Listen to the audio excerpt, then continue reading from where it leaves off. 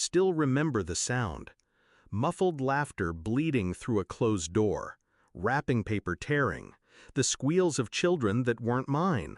I was standing in the hallway of my parents' house that Christmas Eve, coat still on, my son's mitten in my hand.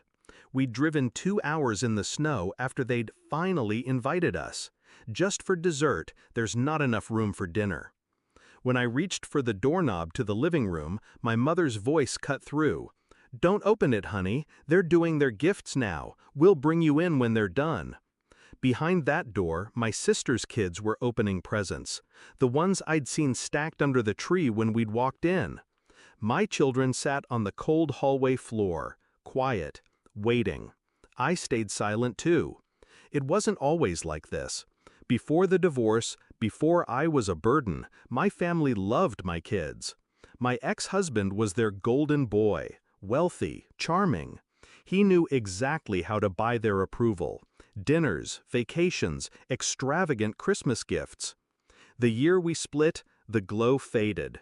Without him, I was the problem, the single mother who took up too much space at the table. The unspoken message was clear: we were an afterthought. I swallowed it, for a while. The first time I noticed it wasn't just thoughtlessness, but something sharper, it was at my sister's birthday. We arrived to find the dining table perfectly set. For 8. My sister, her husband, their kids, my parents, my brother.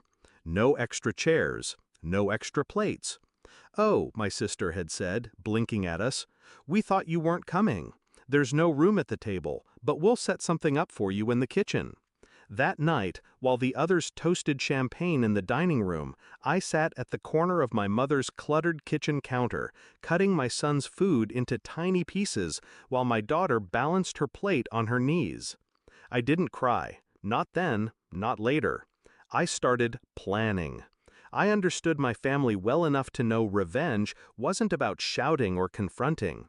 It was about removal, silence, absence. I began to build my escape in quiet, invisible steps. I picked up extra shifts, sold the jewelry my ex gave me, cut every expense that wasn't essential. By spring, I had a savings account they didn't know existed. By summer, I had a realtor.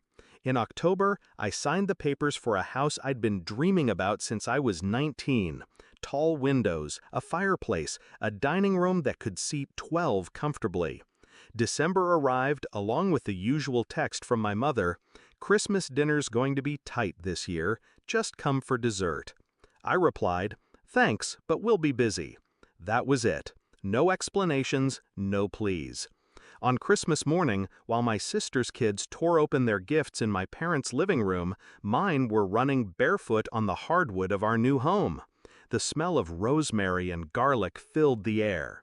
In the kitchen, Chef Marquez, my sister's favorite, the one she bragged about having at her 40th birthday, basted the prime rib.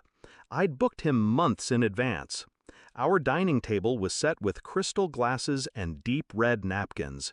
12 seats, only 4 filled. Me, my son, my daughter, and the chef who joined us after cooking.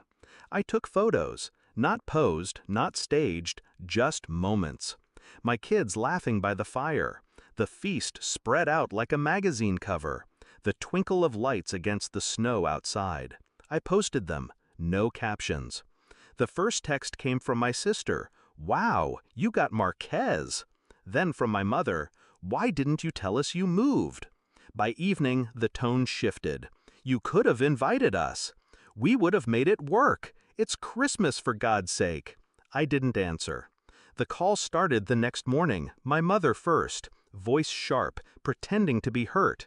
"We didn't know you had a new place. The least you could have done is told us. The kids would have loved to see you."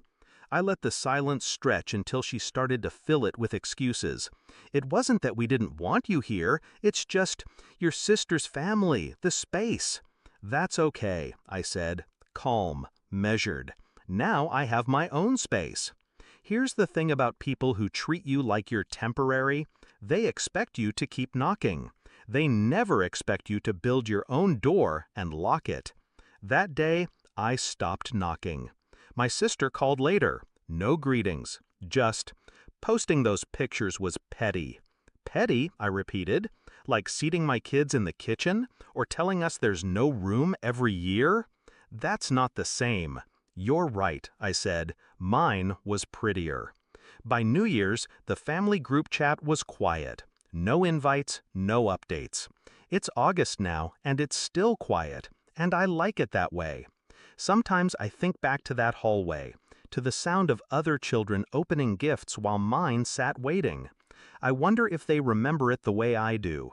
The stillness, the cold air, the smallness of being excluded. If they do, I hope they also remember the next Christmas.